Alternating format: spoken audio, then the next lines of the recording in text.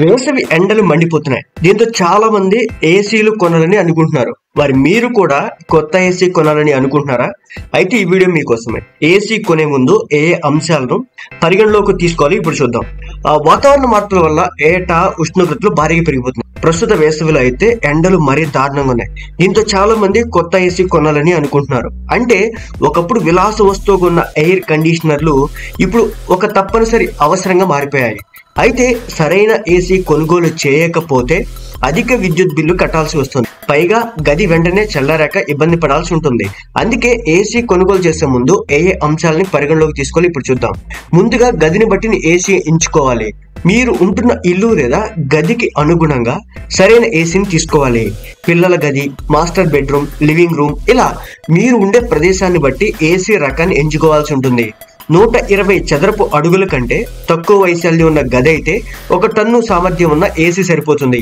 అలాగే 120 నుంచి 200 చదరపు అడుగుల విస్తీర్ణం ఉంటే కనుక 1 నుంచి 2 టన్నులు. అదేవిధంగా లివింగ్ రూమ్ విషయానికి వస్తే కనుక 200 చదరపు అడుగుల కంటే పెద్దగా ఉంటే కనుక 2 టన్నుల పైన ఉండేటటువంటి సామర్థ్యం ఉన్న ఏసీని ఎంచుకోవాల్సి ఉంటుంది. ఇక ఏసీ రకాల విషయానికి వస్తే విండో ఏసీ. సింగిల్ రూమ్ లో ఉండేవారు వీటిని ఎక్కువగా వాడతారు.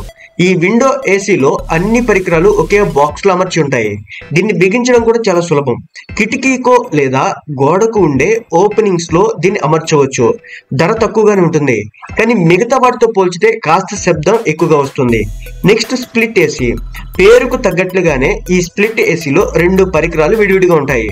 ఒకదాన్ని ఇంట్లో బిగిస్తే మరో దాన్ని వెలుపల అమర్చాల్సి ఉంటుంది. కంప్రెసర్ అనేది బయట అమర్చే భాగంలో ఉంటుంది. అందువల్ల శబ్దం పెద్దగా రాదు. 2 భాగాలు ఉండడం వల్ల ఈ స్ప్లిట్ ఏసీని బిగించడం కొంచెం శ్రమతో కూడుకున్న పని. ఇక తర్వాత వచ్చేసి హాట్ అండ్ కోల్డ్ ఏసీ. అన్ని రకాల వాతావరణ పరిస్థితులకు ఈ ఏసీ అనుకూలంగా ఉంటుంది. ఈ హాట్ అండ్ కోల్డ్ ఏసీ అనేది ఉష్ణోగ్రతలు ఎక్కువగా ఉన్నప్పుడు గదిని చల్లబరుస్తుంది. శీతలంగా ఉంటే గనుక మంచి వెచ్చదనాన్ని అందిస్తుంది. నెక్స్ట్ వన్ వచ్చేసి పోర్టబుల్ ఏసీ. మీ అవసరానికి అనుగుణంగా ఈ పోర్టబుల్ ఏసీని ఎక్కడికైనా తీసుకెళ్లొచ్చు. ఇక లాస్ట్ వన్ వచ్చేసి టవర్ ఏసీ. పెద్ద గదులను, కమర్షియల్ ప్లేసులను వేగంగా చల్లబరిచేందుకు ఈ టవర్ ఏసీని ఉపయోగిస్తూ ఉంటారు. ఇక ఉండాల్సిన ఫీచర్స్. ఏసీలో ఖచ్చితంగా ఎయిర్ ఫిల్టర్లు ఉండాలి. అప్పుడే ఏసీలోకి ఎలాంటి దుమ్ము ధూళి చేరదు. ఫలితంగా అలర్జీలు వంటివి దరి చేరకుండా ఉంటాయి. ఆటో క్లీన్ ఫీచర్ ఉన్న ఏసీ తీసుకోవడం చాలా మంచిది. దీనివల్ల ఏసీ దానికదే శుభ్రం చేసుకుంటుంది. ఫలితంగా బ్యాక్టీరియా, సూక్ష్మ క్రిములు పట్టకుండా ఉంటాయి. ఏసీలో డీహ్యూమిడేషన్ ఫీచర్ ఉండాలి. అప్పుడే గదిలో తేమ, తడి నిండిపోకుండా ఉంటుంది.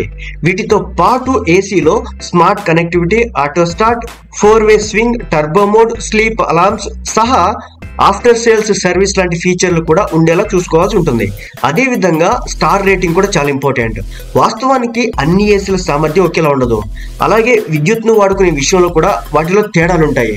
అందుకే స్టార్ రేటింగ్ ఉన్న ఏసీని ఎంచుకోవాలి. ఒక స్టార్ ఉన్న ఏసీతో పోలిస్తే 4 నుంచి 5 స్టార్ రేటింగ్ కలిగినటువంటి వాటిని ఎంచుకోవడం చాలా మంచిది. దీనివల్ల మీ ఎలక్ట్రిక్ బిల్ అనేది ఆదా అవుతుంది. ఇక ఇన్వర్టర్ ఏసీ విషయానికి వస్తే ఇన్వర్టర్ ఏసీలో ఉండే కంప్రెసర్ గది ఉష్ణోగ్రతను బట్టి పనిచేస్తుంది. ఎక్కువ వేడిగా ఉన్నప్పుడు కంప్రెసర్ అధికంగా పనిచేయాల్సి వస్తుంది. గది చల్లగా ఉంటే దానిపై లోడ్ తక్కువగా పడుతుంది. ఫలితంగా విద్యుత్ వినియోగం కూడా తగ్గుతుంది.